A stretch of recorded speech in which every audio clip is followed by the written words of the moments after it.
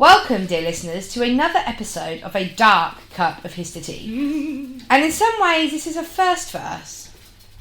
We're doing another true fairy tale. We've already done the darker side of the stories behind Cinderella, Pinocchio, Beauty and the Beast, and the Snow Queen.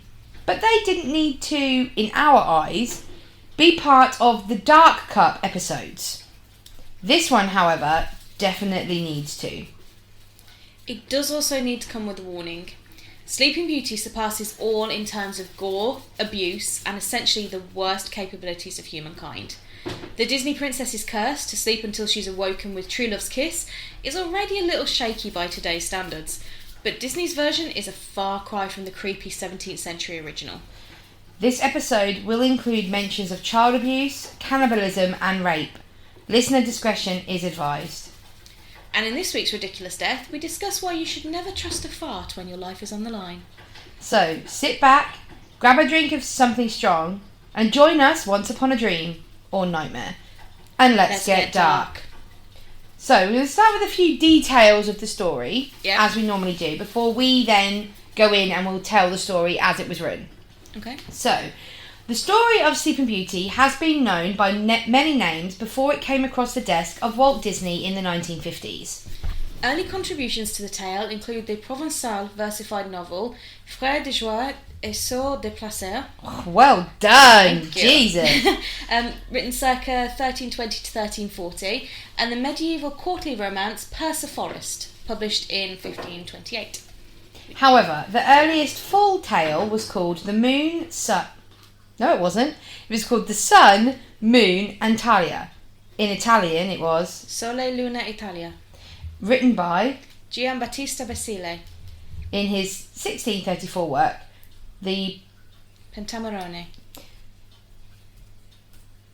Charles Perrault, whom we've spoken about before, as he also wrote the original Cinderella, or Ashputtel, retold this fairy tale in 1697 as The Sleeping Beauty. And then the infamous Brothers Grimm retold it once more in 1812, and they called it Little Briar Rose. Which sounds sweet, doesn't it? Mm-hmm. Was it not sweet?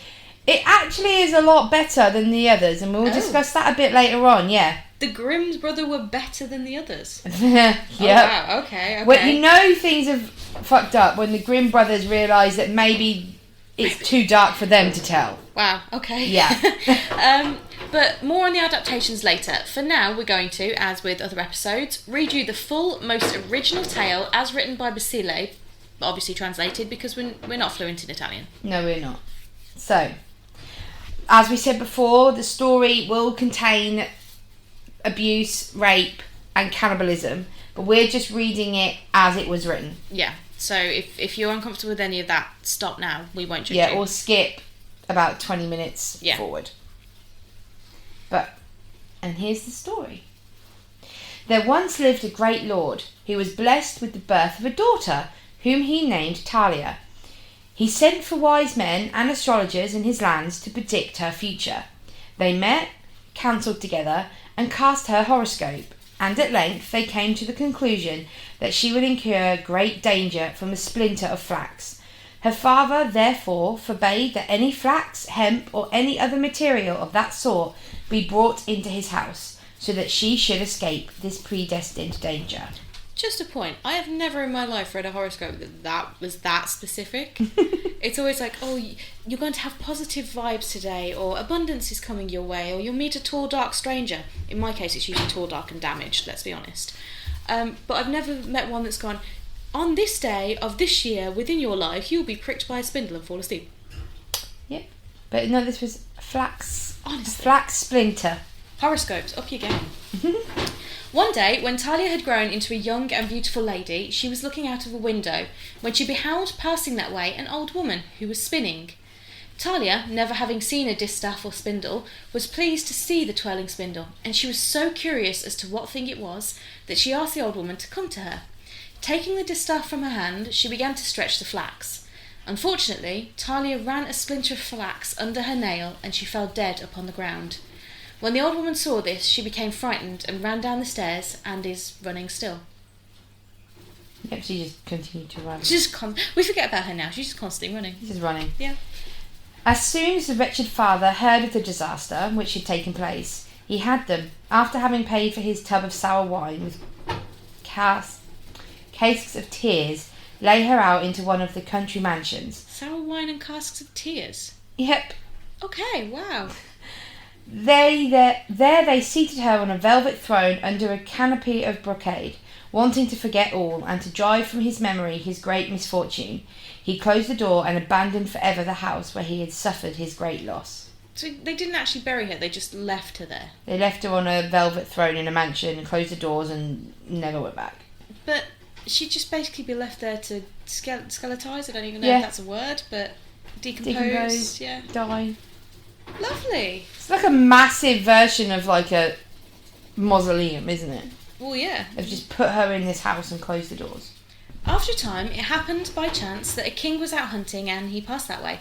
One of his falcons escaped from his hand and flew into the house by way of one of the windows. It did not come when he called, so the king had one of his party knock at the door, believing the palace to be inhabited. Although he knocked for a length of time, nobody answered, so the king had them bring a vintner's ladder, for he himself would climb up and search the house to discover what was inside. Thus he climbed up and entered, and looked in all the rooms and nooks and corners, and was amazed to find no living person there. At last he came to the salon, and when the king beheld Talia, who seemed to be enchanted, he believed that she was asleep, and he called her, but she remained unconscious. Crying aloud, he beheld his charms and felt his blood course hotly through his veins. He lifted her in his arms and carried her to a bed, where he gathered his first fruits of love. Okay. Leaving her on the bed, he returned to his own kingdom, where, in the pressing business of his realm, he, for a time, thought no more about the incident. Now, after 9 months, Talia delivered 2 beautiful children, one a boy and the other a girl. In them could be seen 2 rare jewels, and they were attended by 2 fairies, who came to that palace and put them at their mother's breasts. Once, however, they sought the nipple, and not finding it, began to suck on Talia's fingers, and they sucked so much that the splinter of flax came out. Talia awoke as if from a long sleep, and seeing behind her 2 priceless gems, she held them to her breast and gave them the nipple to suck, and the babies were dearer to her than her own life. Finding herself alone in that palace with 2 children by her side, she did not know what had happened to her, but she did not notice that the table was set and food and drink were brought in to her, although she did not see any attendants. In the meanwhile, the king remembered Talia, and saying that he wanted to go hunting, he returned to the palace, and found her awake and with 2 cupids of beauty. He was overjoyed, and he told Talia who he was, and how he had seen her, and what had taken place. When she heard this, their friendship was knitted with tighter bonds, and he remained with her for a few days. Yeah, we're just going to gloss over that. After that time, he bade her farewell, and promised to return soon, and take her with him to his kingdom. And he went to his realm, but he could not find any rest, and at all hours he had in his mouth the names of Talia, and of Sun and Moon. Those were the 2 children's names. And when he took his rest, he called either one or other of them. Now, the king's wife began to suspect that something was wrong from the delay of her husband while hunting, and hearing him name continually Talia, Sun, and Moon, she became hot with another kind of heat than the sun's. Sending for the secretary, she said to him, "Listen to me, my son. You are living between 2 rocks, between the post and the door, between the poker and the grate. If you will tell me with whom the king, your master, and my husband is in love, I will give you the treasures untold. And if you hide the truth from me, you will never be found again, dead or alive." The man was terribly frightened, understandably. Greed and fear blinded his eyes to all honour and to all sense of justice. He related to her all things, calling bread and wine wine. That just means he was basically telling her the truth. Yeah, telling her everything. So the queen, hearing how matters stood, sent the secretary to Talia in the name of the king, asking her to send the children, for he wished to see them. Talia, with great joy, did as she was commanded. Then the queen, with a heart of Medea, took the cook to kill them, and made them into several tasteful dishes for her wretched husband. Medea, just as an FYI, was the wife of Jason, as in Jason and the Argonauts, and to get revenge on him for cheating on her, she killed her own children. But the cook was tender-hearted, and seeing these 2 beautiful golden apples, felt pity and compassion for them, and he carried them home to his wife and had her hide them. In their place, he prepared 2 lambs into 100 different dishes. When the king came, the queen, with great pleasure, had the food served. The king ate with delight, saying, "By the life of Lanfusa, how tasteful this is," or, "By the soul of my ancestors, this is good." Each time she replied, "Eat, eat, you are eating of your own." For 2 or 3 times the king paid no attention to this repetition, but at last, seeing that the music continued, he answered, "I know perfectly well what I am eating is my own, because you have brought nothing into this house." Ooh. And growing angry, he got up and went to a villa for some distance from his palace, to solace his soul and allay his anger. In the meanwhile, the queen, not being satisfied of the evil already done, sent for the secretary and told him to go to the palace and bring Talia back, saying that the king longed for her presence and was expecting her. Talia departed as soon as she heard these words, believing that she was following the commands of her lord, for she greatly longed to see her light and joy, knowing not what was preparing her for her. She was met by the queen, whose face glowed from the fierce fire burning inside her, and looked like the face of Nero. She addressed her thus: "Welcome, Madam Busybody. You are a fine piece of goods, you ill weed, who are enjoying my husband. So, you are the lump of filth, the cruel bitch that has caused my head to spin. Change your ways, for you are welcome in purgatory, where I will compensate you for all the damage you have done to me." Oh, she mad. She angry. Talia, hearing these words, began to excuse herself, saying that it was not her fault, because the king, her husband, had taken possession of her territory when she was drowned in sleep. But the queen would not listen to her excuses, and had a large fire lit in the courtyard of the palace, and commanded that Talia should be cast into it. Wow, that's victim blaming. The lady, perceiving that matters had taken a bad turn, knelt before the queen, and begged her to allow her at least to take off the garments she wore.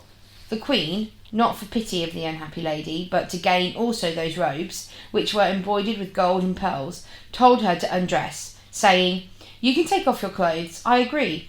Talia began to take them off, and with every item that she removed, she uttered a loud scream. Having taken off her robe, her skirt, the bodice, and her shift, she was on the point of removing her last garment when she uttered a last scream, louder than the rest. They dragged her towards the pile to reduce her to a light ashes, which would be used to wash the current's breeches. The king suddenly appeared, and finding this spectacle, demanded to know what was happening. He asked for his children, and his wife, reproaching him for his treachery, told him that she had them slaughtered and served to him as meat. When the wretched king heard this, he gave himself up to despair, saying, "Alas, then I myself am the wolf of my own sweet lambs, and alas, why did these my veins not know the fountains of their own blood? You renegade bitch, what evil deed is this which you have done? Begone, you shall get your desert as the stumps, and I will not send such a tyrant-faced one to the Colosseum to do her penance." There's so much Greek and Roman references in this, it's making my brain swim. So saying, he commanded that the queen should be cast into the fire, which she had prepared for Talia, and the secretary with her, because he had been the handle for this bitter play, and weaver of this wicked plot. He was going to do the same with the cook, whom he believed to be the slaughterer of his children, when the man cast himself at his feet, saying, "In truth, my lord, for such a deed there should be nothing else than a pyre of living fire, and no other help than a spear from behind, and no other entertainment than twisting and turning within the blazing fire. And I should seek no other honour than to have my ashes, the ashes of a cook, mixed up with the queen's. But this is not the reward that I expect for having saved the children. In spite of the gall of that bitch, you wanted to kill them and return to your body that which was of your own body." I feel at that point he could have just said, "Nah, bro, they're alive." Wouldn't have the same ring to it in... Well, no, but it probably would have taken less time as he was being dragged towards a roaring fire. Well, yeah, in fact. Hearing these words, the king was beside himself. He thought he was dreaming, and he could not believe what his own ears had heard.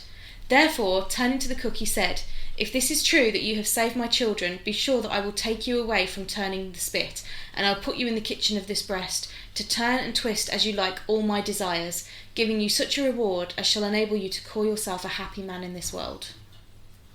While the king spoke these words, the cook's wife, seeing her husband's need, brought forth the 2 children, Sun and Moon, before their father, and he never tried at playing the game of 3 with his wife and children, making a mill-wheel of kisses, now with one and then with the other. He gave a generous reward to the cook. He made him a chamberlain.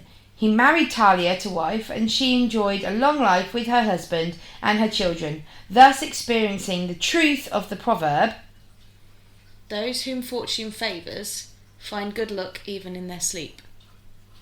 the end. I would not call any of that good luck. So, dissecting the true story of Sleeping Beauty, the beginning bit, where it is foretold she's going to prick her finger and die. Yeah, her dad does everything he reasonably can to try and stop that. That's fine. It doesn't happen anyway. Like, it happens anyway. It doesn't stop it, you know. Yeah. Every single time people in history and mythology have tried to avert their fate still happens. You cannot avert That's it. kind of the point of fate, isn't it? Yeah, exactly. People still try. I mean, Oedipus tried, and yeah, that did not end well for him or his mother. But, you know, you can't avoid fate. But he tried. He's a father, he was trying for his daughter, you get that. But then a king passing by sees the body of someone who he believes to be dead, Yeah, but, you know, he's kind of lucky. She's been there for a couple of months. and he rapes her. Okay, they don't say it as rape. They say it as he takes her over to the bed And and the fruit of love blooms. It's like, no. He looked at dead body, thought with downstairs brain. But it's not just rape. It's also got a little hint of necrophilia thrown in there Yeah, too. he had no confirmation. I mean, it's fair to say that we know at this point she was enchanted. He probably could have done some checks to make sure, yeah, she's still breathing a little bit. We don't know what his idea of first aid was. No. But even so, consent. But even in this, it says in the story, he says her name a couple of times, she doesn't respond. Yeah. So he just takes her and does it. Yeah. And then leaves. Yeah. And then doesn't think of forgets her about again. her. And he has a wife. Yep, and he just doesn't think about her again. But then in biology, she then has the babies. Yeah. She's still unconscious and asleep at this point, and she gets pregnant. She has a pregnancy and she has labour, all still while sleeping. I mean, I'm assuming her body would involuntarily push the children out. I'm guessing so. It happened, or she had two fairies with her. They may have helped. True, they could have done, but you know, that happens, and that could have gone horribly, horribly wrong, as childbirth often does. And then she's all of a sudden the children aren't eating. They're not suckling, so the children could have died of malnutrition. They then decide, you know what, I'm going to suckle the finger. They take the splinter out. Firstly, what happens to the splinter? Does the child swallow the splinter? I don't know. That is not said. That should be said. But then she suddenly comes round to find that her entire family has vanished. It's probably been at least, a year, maybe 2, since her dad's gone.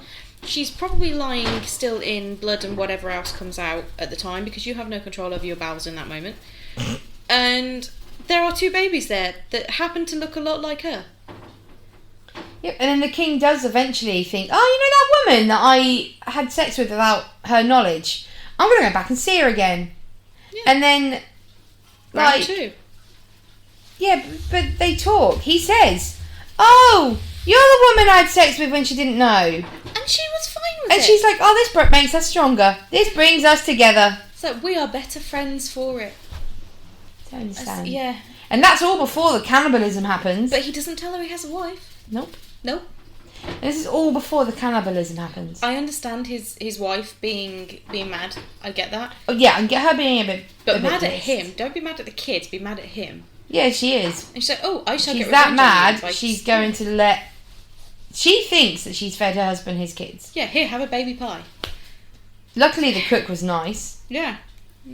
Finally. Yeah, and then at the end, the wife is thrown into a fire. Yeah. She actually, if you forget what she tried to do with the cannibalism, this woman did nothing wrong. No. She was just being his wife. He cheated. He was a criminal. He had kids with someone else. And then she's the one who gets thrown into the fire. Exactly. And we don't know if he had kids from that marriage as well, that are then having to deal with all this trauma, and all of a sudden, bang, there's a new mum and new kids. It's like, what? And then they did live happily ever after. Yeah. And apparently the proverb of the whole story was those whom fortune favours find good luck even in their sleep. I don't think that was luck. No, I think there's going to be some severe PTSD issues that they need to work through right now. Right?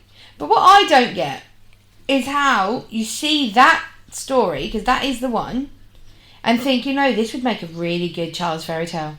Yeah. I don't. Yeah. So dark. The thing is, fairy tales usually have a moral and a meaning to them.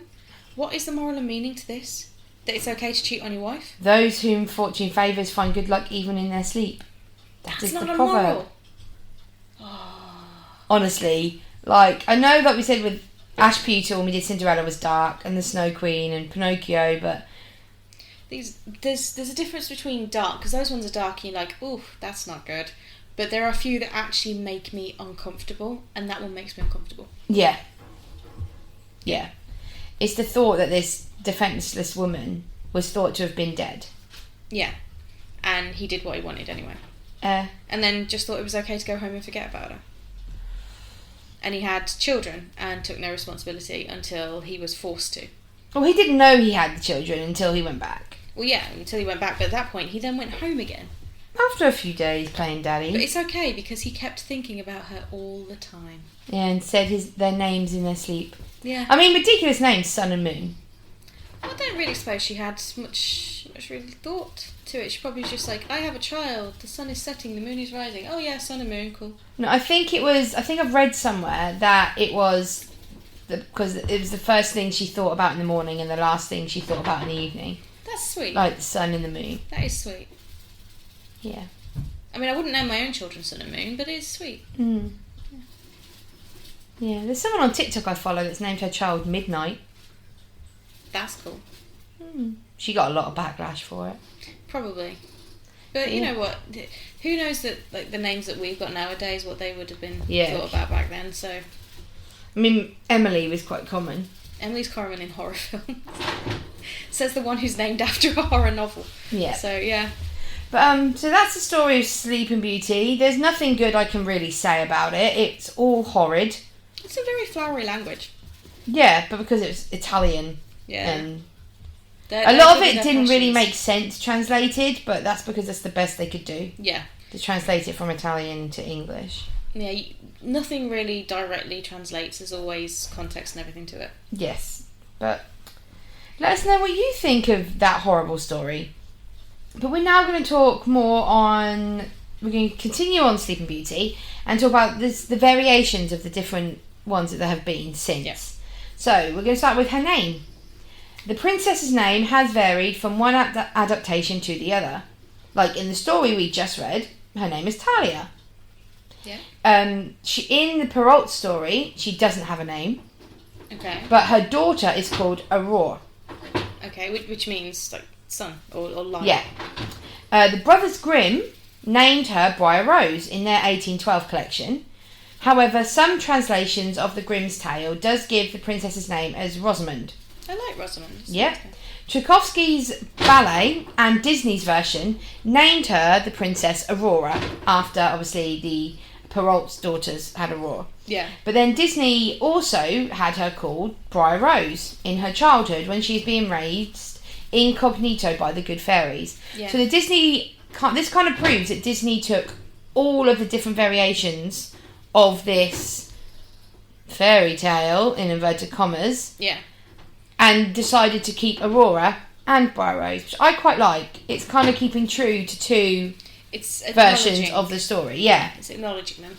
Yeah, I do. I definitely not going as dark. Pardon? Whilst not going as dark. While she sleeps, Italo Calvino included a variant in Italian folk tales. In this version, the cause of the princess's sleep is a wish by her mother.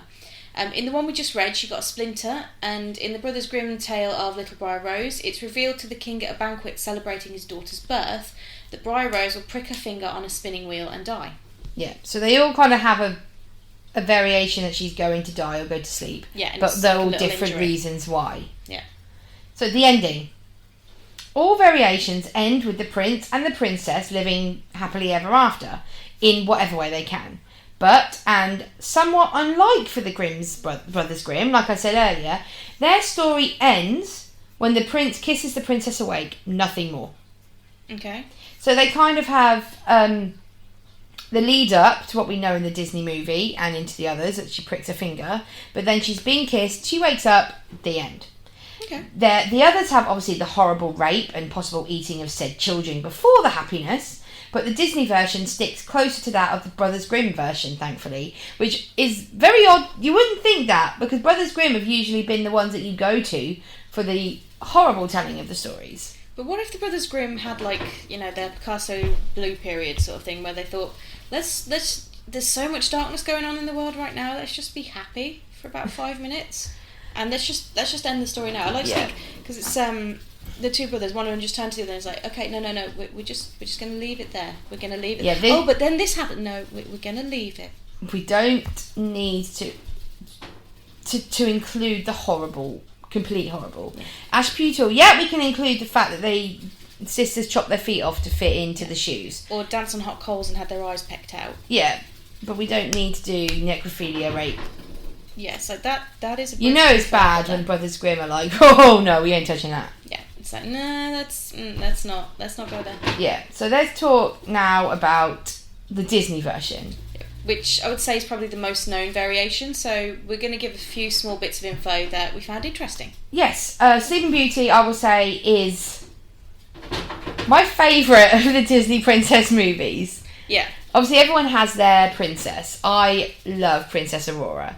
I like the story of Hey, you know what? I Disney's can't comment. version. My favourite is a story about Stockholm Syndrome and kidnap, so I can't but this is the Disney versions that are fluffy and nice and happy and cuddly. And there's just something about Sleeping Beauty that I like.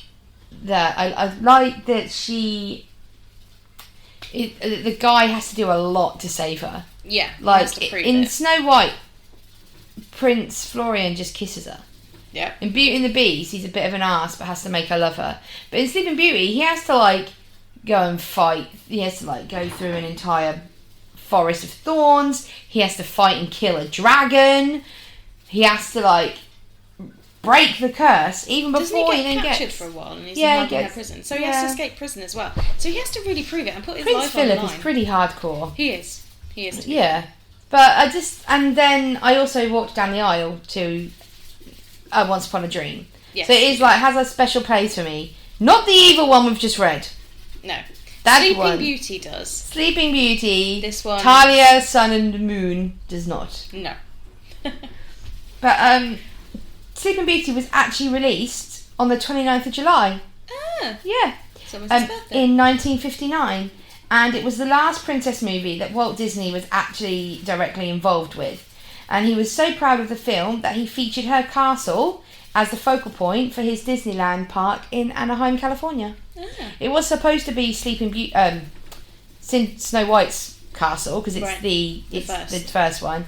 But no, it was coinciding. The opening of Disneyland was coinciding with the make of Sleeping Beauty, and he wanted that, so that's why it's Sleeping Beauty's castle. And isn't it Sleeping Beauty's at Paris as well? Yes. Because I've never been to Anaheim, but they've got Maleficent's dragon underneath, haven't they? They have in Paris too. I know in Paris. Yeah. I've seen the one in Paris. I didn't know. They do. As well. That's cool. Yes, very cool. As stated above, Disney chose to include 2 variations of the name, with Aurora being her true princess name and Briar Rose as her hidden identity. Hello to the Princess Aurora. Doodly-doo. Prince Philip is said to have been named after another royal that Americans would have been familiar with during that time period. Prince Philip, the Duke of Edinburgh, was the husband of Queen Elizabeth II. They had only been married for 12 years at the time that Sleeping Beauty was released, and Elizabeth had only been queen for just 7 years. But that's Prince Philip was named after Prince Philip. So we actually had a Disney prince on the phone. We did. That's so cool. That means it's real. It does. 100%.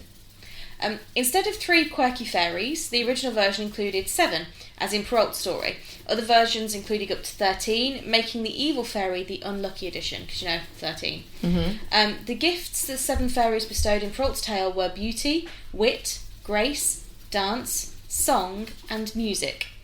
In Disney's Sleeping Beauty, this was truncated to beauty and song, with the 3rd wish being that the princess would sleep if she pricked her finger instead of dying. Yeah, because in obviously the christening scene, Maleficent comes in and is like, you're going to die. And Merryweather is like, no, I have a wish left. I can't change it completely, but I can make her sleep instead of die.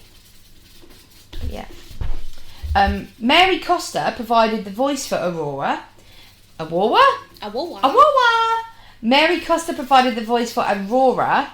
Helen Stanley was the live-action reference, and she also served as the live-action reference for Cinderella and Anita in 101 Dalmatians. Oh, that's cool. Mm-hmm. So they like watched her movements and then drew her? Yeah. Ah. Inspiration for Princess Aurora's features and body type came from Audrey Hepburn. She was quite big back then. Yeah. When fairies discuss how to help the king and queen early on in the film, Merryweather, who is the blue fairy in Sleeping Beauty, makes cookies in the shape of a classic Mickey Mouse head, which is a hidden Mickey for all you die-hard Disney fans. Yeah, because there's always a hidden Mickey in everything, isn't there? Pretty much. Sleeping Beauty was such a box office bomb, at least compared to the cost of production, that the company decided that princess movies weren't exactly the wave of the future. They didn't make another movie until 30 years later, when The Little Mermaid was released in 1989, which was when we were born and we were riding the wave of the Disney Renaissance. We were. But yeah, so that's Sleeping Beauty. The dark truth behind the story. Yeah, that's pretty... I like that you ended it on a Disney segment to be like, lighter. I felt like it needed it. Yeah. I felt like we couldn't have an entire thing when we spoke about rape and cannibalism of children. No. And child abuse, and then be like, here you go. I felt like it needed... Like Disney does when he takes the horrid fairy tales and make them into Disney movies. I felt that we needed to take the horrid of a podcast and give it a fluffy ending. Agreed. I'm 100% behind that. Yeah. So, let us know what you think of that. Apologies if it was triggering or anything, but we did give a warning at the beginning, which I hope you heeded if you needed to. Yeah. So now we're going to go on to a segment that we do called Ridiculous Death. Yeah, because, you know what, we're going to try and lighten it up a little bit because that was dark. Yeah. That was dark. So, have you ever heard of the name Arius the Heretic? No, I haven't. Well, Arius was around the time of the Emperor Constantine and the Council of Nicaea, which set out how the Bible is today as we see it. Okay. But he had a very distinct view. So there is the belief that God is almighty and divine and perfect. Yep. And that Jesus Christ is his son, but also his spirit in human form made flesh, and is also divine and perfect. Fair. Arius did not believe that. Arius believed that only God could be divine and perfect, and that Jesus Christ, being human in nature, even though he was divine, was completely fallible. So he was prone to corruption. Okay. Church did not like this at all, and branded him a heretic, and basically excommunicated him. He seemed to gather a lot of followers though, and he used a lot of philosophy to try and support his argument, and he was apparently quite well spoken, quite intelligent, and it convinced people. And eventually he got in well with the Byzantine Empire, and they didn't quite support what he was saying, but they appreciated that he probably shouldn't be excommunicated. So they thought, you know what, we'll try and worm our way back into it. Okay. And they said, you know what, let's welcome him back into the church, and let's give him communion. Let's give him the body of Christ to show that he's welcome back into the church. That's nice. It is. Didn't happen though. Okay. As he was processing towards the church, it's believed that the Pope, who was being overruled by the Byzantine Emperor at the time, had prayed that God would make it so that Arius would never have the communion in his body. Okay. As they were processing, Arius was overcome by really, really strong stomach cramps, really bad. And people believe he was poisoned. Okay. For this to happen. So he was like, I'm really sorry, I've got to go, I've got to relieve myself. Here is the description of it, what happened next. Actual written description. Okay. This was written by historian Socrates Scholasticus. Okay, this is a pretty impressive name. As he approached the place called Constantine's Forum, where the column of porphyry is erected, a terror arising from the remorse of conscience seized Arius, and with the terror a violent relaxation of the bowels. He therefore inquired where a convenient bathroom would be nearby, and being directed to the back of Constantine's Forum, he hasted thither. Soon after, a faintness came over him, and together with the evacuation of his bowels, protruded, followed by a copious hemorrhage and the descent of the smaller intestines. Moreover, portions of his spleen and liver were brought off in the effusion of blood, so that he almost immediately died. So basically, he had a really bad stomach cramp, think it was the squits, ran to find a toilet, and essentially shit out his bowels, his intestines, his spleen, everything, hemorrhaged and died. But he never got the communion. And for a while afterwards, because he was still a heretic at that point, his bathroom where he died was actually like a mocking place for Christians. They'd go and they'd point and laugh at it. That's so horrible. Until one of his followers bought it and demolished it. Well, that's good. That's mean. Yep. But yeah, never Poor trust Matt. a fart when your soul is on the line. He shit himself. Yes. He literally shit his innards out. I didn't think they were positioned that way. It prolapsed and it all just went bloop. And he hemorrhaged and died. Holy fuck. Yeah, or unholy in this case. Hey. Oh my god, that is... That is... Oh dear. Yep. I guess the dude was right. He was never going to get communion in his body. No, I mean, it kind of... It lends credence to the fact of praying it'll happen, but Jesus H. Right. Yep. Right. After that, we just have our one last small little segment that we add to the end of our podcast. Yep. Yes, our segment, Carrie's Random Fact. Carrie's Random Fact. So, we're going to keep it with kind of holy, unholy sort of thing here. Pope Gregory the Ninth. He declared that black cats were things of Satan and actually issued a papal bull called the Vox in Rama, which is considered the first official church document condemning black cats as an incarnation of Satan. So a lot of cats were destroyed. A lot of cats were destroyed because of this. Those cats would have killed the rats that prevented the Black Plague. So because of that papal bull, millions died. Carrie's Random Facts. Thank you so much for listening to this episode. We'll be back in another fortnight. With hopefully a happier one. Yes, we try, that's why we try and spread out our Dark Cup episodes every 3 weeks, so there's some light in between the darkness for you guys listening, for us researching. I mean, we talked about Vlad the Impaler impaling an entire village of people just for the lols, and somehow that was less dark than this. Yes it was. If you've got any suggestions for any upcoming episodes, please let us know. If there are any other fairy tales you'd like to know the dark roots to, also let us know and we'll do them in a future episode. Indeed. But for now, thanks for listening.